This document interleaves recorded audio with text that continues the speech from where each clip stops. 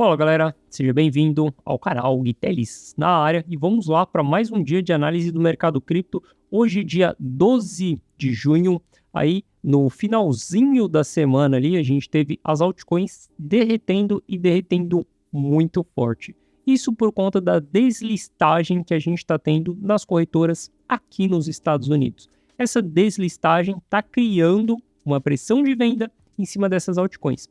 Eu não acredito que a queda das altcoins ela tenha acabado. Só que a gente analisa a altcoin aqui no canal às terças-feiras. Então, amanhã a gente vai fazer uma análise para entender o que aconteceu com essas altcoins e quais são as oportunidades ou as defesas que a gente tem que fazer nas nossas carteiras nesse momento, beleza? As proteções que a gente tem que fazer. Bom, hoje a gente vai analisar Bitcoin, a gente vai falar de dados on-chain e vai entender como que está o comportamento dos investidores. Inclusive, tem um grupo de carteiras que começou a me chamar a atenção. Bom, a gente vai analisar tudo isso no vídeo de hoje. Caso você não seja inscrito no canal, considere se inscrever, porque aqui eu trago um mega conteúdo todos os dias da semana, principalmente quando eu falo sobre análise on-chain. E caso esse conteúdo faça sentido para você, deixa seu like para dar aquela força pro canal e para mostrar que esse conteúdo está sendo relevante, beleza? Bom, mas chega de papo, bora ver gráfico, que é o que mais nos interessa aí. Primeiro ponto para a gente olhar é muito louco, porque nesses dias a gente teve um grande panic sell, enquanto as altcoins estavam derretendo, obviamente o Bitcoin ele se segurou bem. E quando a gente olha para o que aconteceu, a gente não teve realizações de prejuízo dentro do Bitcoin. Geralmente esses dias eu espero que a gente tenha realizações de prejuízo, a gente não teve realizações de prejuízo. Inclusive, se a gente quiser olhar para essa métrica separada, para entender, porque isso daqui é só o valor net, a gente pode olhar só para a realização de prejuízo que houve no dia. Se a gente for ver aqui, cara, a gente não tem nem 100 milhões sendo realizados em prejuízo, não é praticamente nada. E quando a gente olha para a realização de lucro também, não houve realização de lucro exatamente nessa região. Então o mercado ficou bem neutro. Por mais que a gente tenha todo o FUD em cima das altcoins, isso não aconteceu com o Bitcoin. A gente vê que o ativo está caindo, a gente vai olhar para a price action e a gente vai ver que continuamos consolidando um padrão gráfico há bastante tempo. E a gente vai falar como que a gente deve se comportar sim em cima do price action, porque a gente está sentado na média de 200 períodos. Bom, então se a gente olha para isso daqui, é interessante de ver que não houve realização de prejuízo, cara. Não teve panic sell em cima do Bitcoin.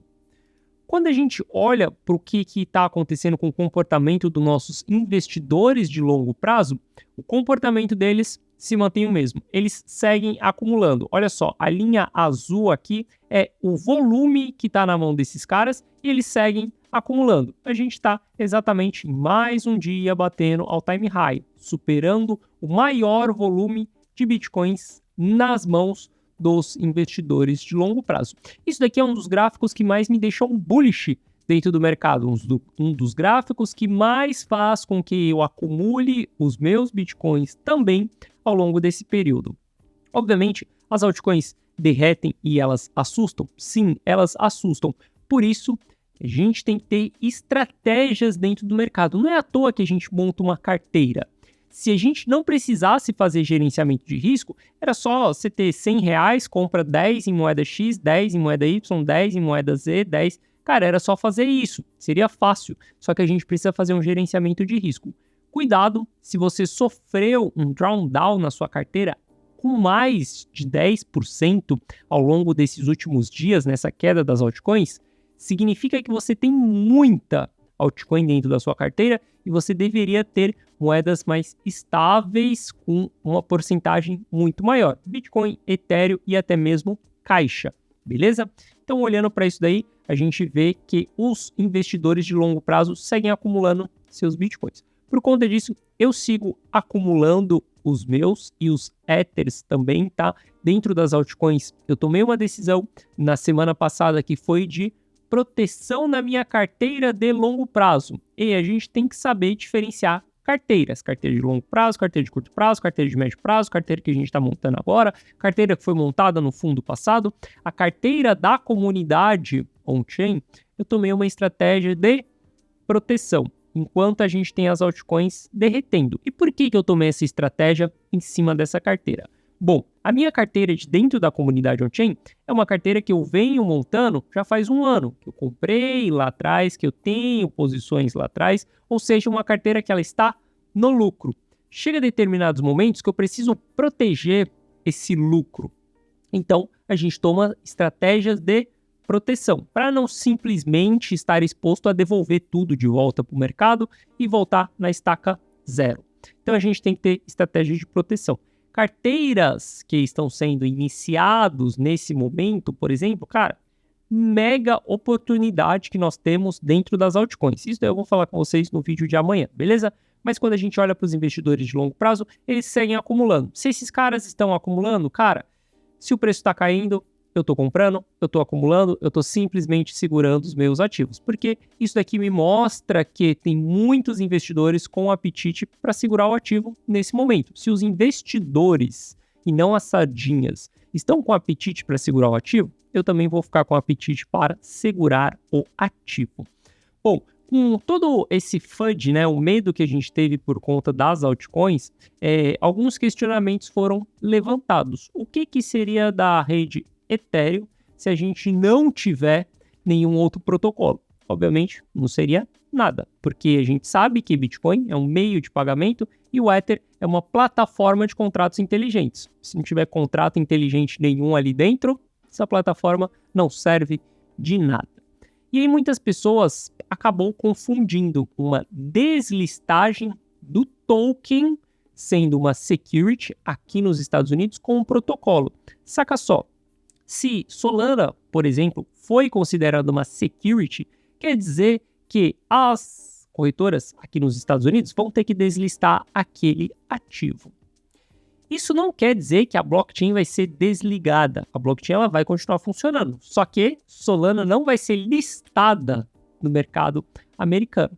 Então tem uma grande diferença aí entre deslistagem do token, do ativo, e a infraestrutura do ativo, a infraestrutura do protocolo.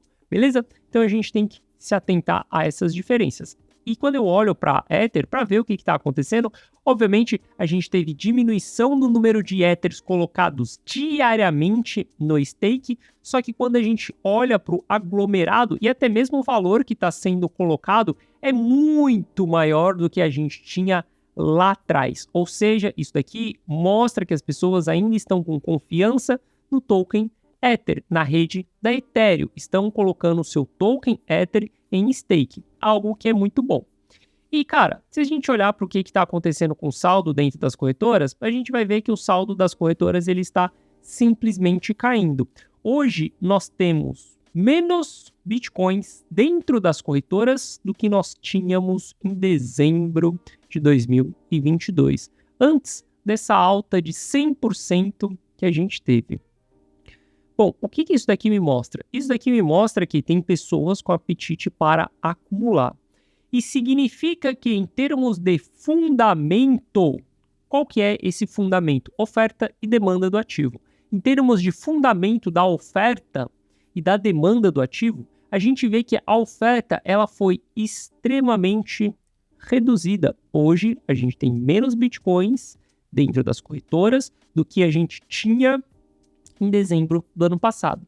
E você pode se questionar e falar, mas é porque as pessoas estão sacando da Binance.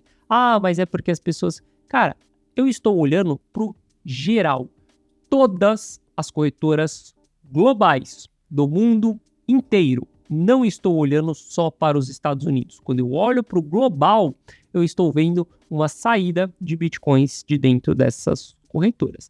Beleza? Isso daqui é algo também que me deixa muito bullish. Bom, pensando em tudo isso, a gente vê que o price action, ele se comportou de uma maneira negativa. A gente está caindo e a gente vai falar do price action. Só que o fundamento, ele me mostra que está saudável, cara. Que os investidores de longo prazo, eles estão acumulando, que os Ethers estão sendo colocados em stake, que não houve panic sell. Por que não houve tanto panic sell? Porque a maior parte do supply está na mão dos investidores de longo prazo. Quando a gente olha para o saldo nas corretoras, o saldo nas corretoras está diminuindo. Então, se o preço está caindo, eu olho para o fundamento e vejo que o fundamento me mostra, os dados me mostram que eu não deveria estar vendendo e eu deveria estar acumulando. E eu posso estar completamente errado aqui, tá?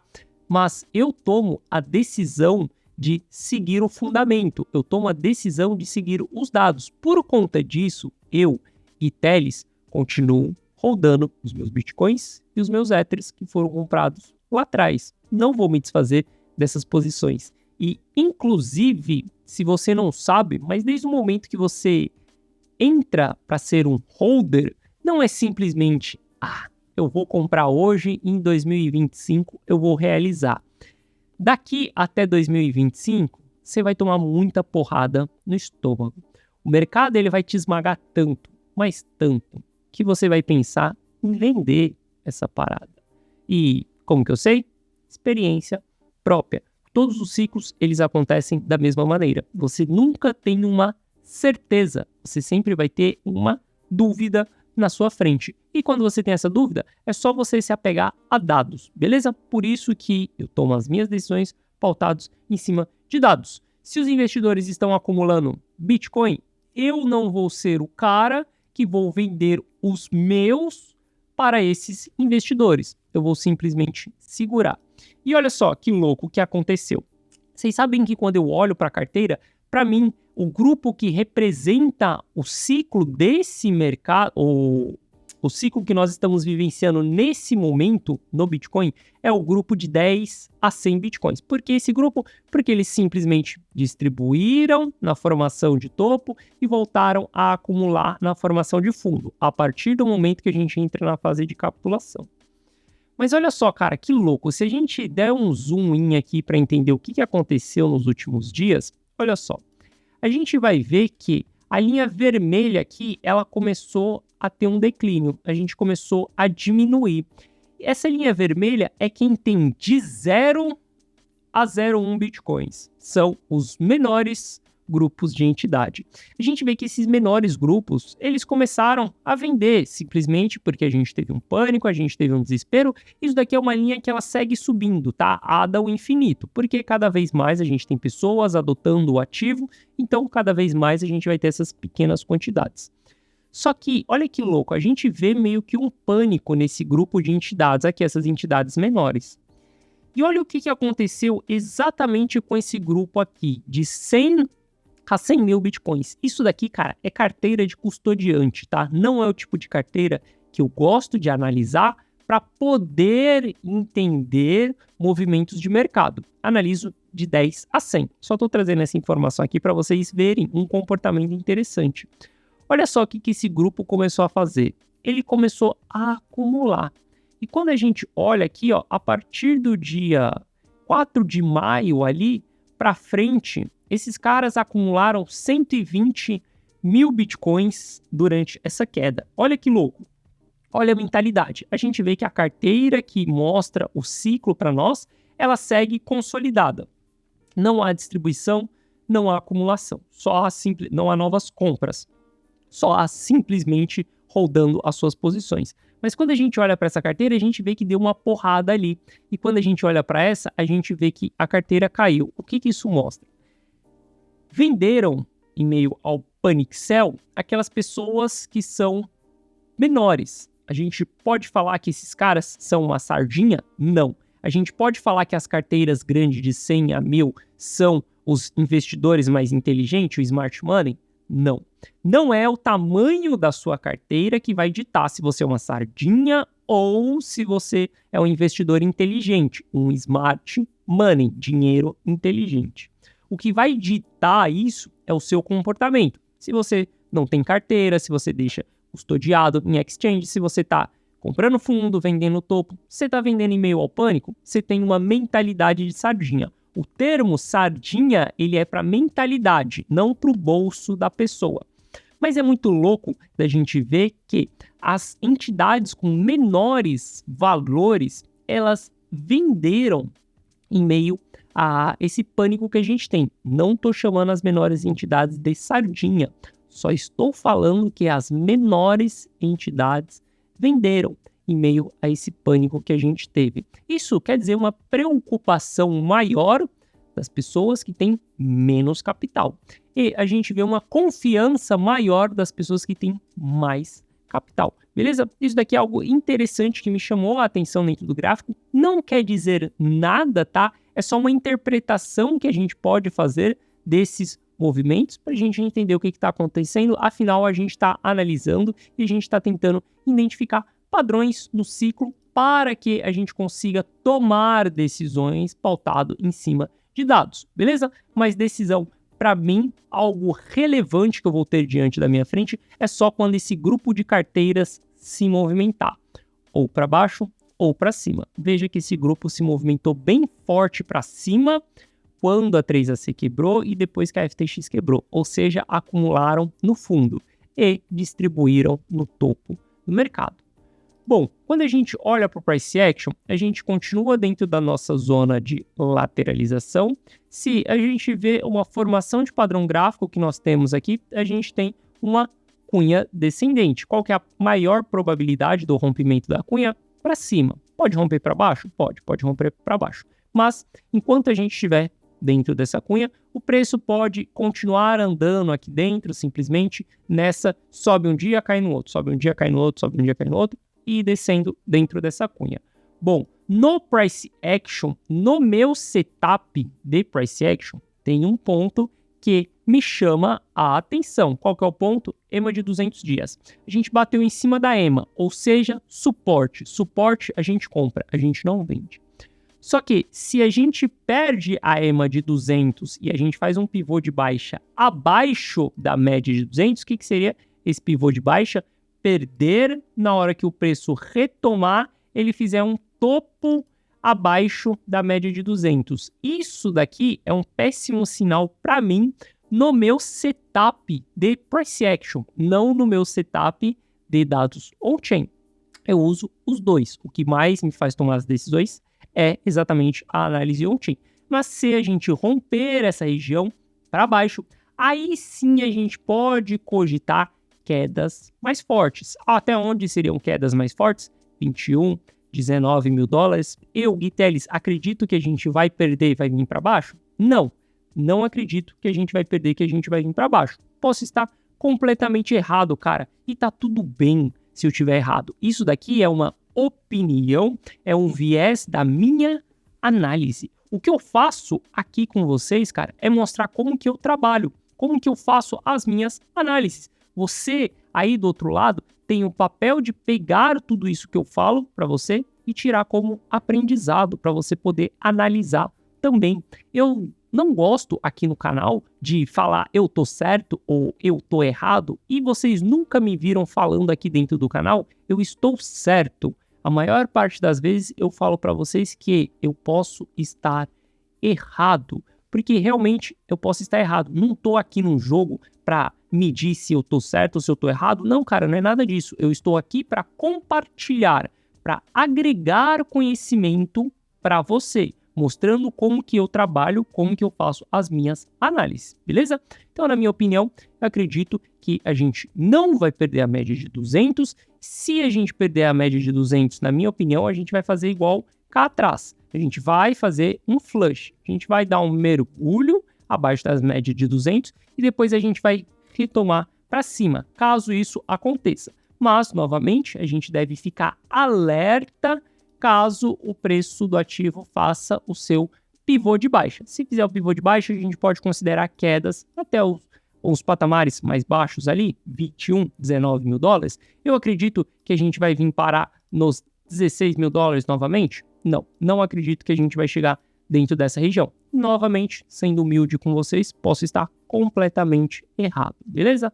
Bom, quando a gente olha para o book de ofertas, a gente vê que o book está bem travado ainda. A gente tem regiões de suporte lá nos 25 mil dólares, mas a gente tem pressão de venda aqui dentro dessa região também. Olha só, quando o preço sobe, sempre começa a aparecer ordens de venda. Ou seja, o preço ele continua travado dentro dessa região que a gente vem consolidando há bastante tempo já. Olha só, a gente vem consolidando exatamente dentro dessa região aqui há um tempo. Para mim, o que está rolando aqui dentro é fase de acumulação de alguns players.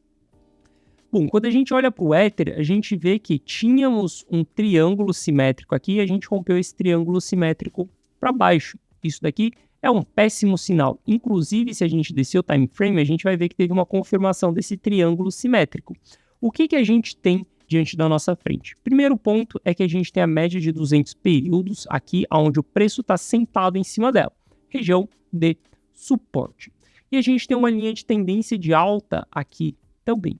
Caso a gente venha perder essas duas regiões, aí sim a gente pode começar a considerar que estamos iniciando uma tendência de baixa, sim. E aí a gente vai observar se vamos ter um pivô de baixa ou não, beleza? Caso a gente tenha um pivô de baixa, as coisas começam a ficar mais negativas, sim, porque a gente vai ter perdido a nossa média de 200, a gente vai ter perdido a linha de tendência de alta. Olha só como que o ciclo, ele respeita bem a média de 200 períodos. Quando a gente está em uma movimentação de alta, a gente vai estar acima da média de 200 períodos. Quando a gente está em uma movimentação de baixa, a gente vai estar abaixo da média de 200 períodos. Mas veja que lá em 2018 a gente formou o fundo, subiu, perdeu a média de 200 períodos, fez pivô de baixa abaixo da média de 200 períodos, foi caindo e não chegou no fundo anterior. Depois ele subiu, crash de 2020, todo mundo conhece, e não chegou no fundo anterior. Beleza? Então a gente pode entrar abaixo da média de 200 períodos e isso deixar o cenário negativo, igual foi cá atrás em 2019. Só que isso não significou que a gente voltou lá no fundo marcado do ativo, beleza? Eu não vejo que a gente vai voltar também nesse fundo aqui dos $800 no Ether. E bom, caso a gente venha reverter essa tendência, a média de 200 períodos começar a apontar para baixo, eu vou começar a tomar novas estratégias dentro da minha carteira de longo prazo. E a galera da comunidade on-chain vai ver que eu terei interesse em colocar mais capital para dentro do mercado. Já faz um bom tempo que eu não coloco mais capital para dentro do mercado, só gerencio essa carteira e a partir daí eu vou ter interesse em acumular mais ativos, mais desses dois ativos e das altcoins. Isso daí depende também de qual cenário nós vamos estar, beleza? Como eu falei, cada carteira, uma carteira, cada estratégia, uma estratégia. A gente tem que respeitar a carteira, respeitar a estratégia, porque cada carteira ela vai estar focando em um time frame, cara. Longo prazo, médio prazo, curto prazo, diário. Qual que é a sua operação? Você tem que saber separar que tipo de operação você vai fazer. Cada tipo de operação demanda uma estratégia diferente, beleza? Bom, eu, nesse momento, continuo bullish. Caso a gente reverta abaixo da média de 200 períodos, eu tenho o primeiro sinal meu negativo dentro do meu setup, negativo, de que a gente pode prolongar as quedas aí pela frente. E aí eu vou usar a análise on-chain para entender se realmente está ficando tão negativo assim, beleza? Bom, então é isso. Amanhã estou de volta aqui no canal trazendo uma análise das altcoins. A gente vai entender o que aconteceu. Vamos fazer análise on-chain das altcoins também, entender se teve fluxo ou não para dentro das corretoras e como que a gente pode nos comportar diante desse cenário que está diante da nossa frente. Deslistagem de altcoins dentro das corretoras, beleza? Então é isso. Se você quiser participar do meu canal Telegram, link na descrição, 100% gratuito. E lá a gente consegue trocar ideia. Você consegue me mandar mensagem e eu consigo te mandar mensagem também. Eu chamo ele mais de chat do que canal Telegram, beleza? Então entra lá e bora trocar uma ideia. Quero ver a sua análise também. Tamo junto, forte abraço e eu te vejo amanhã. Valeu!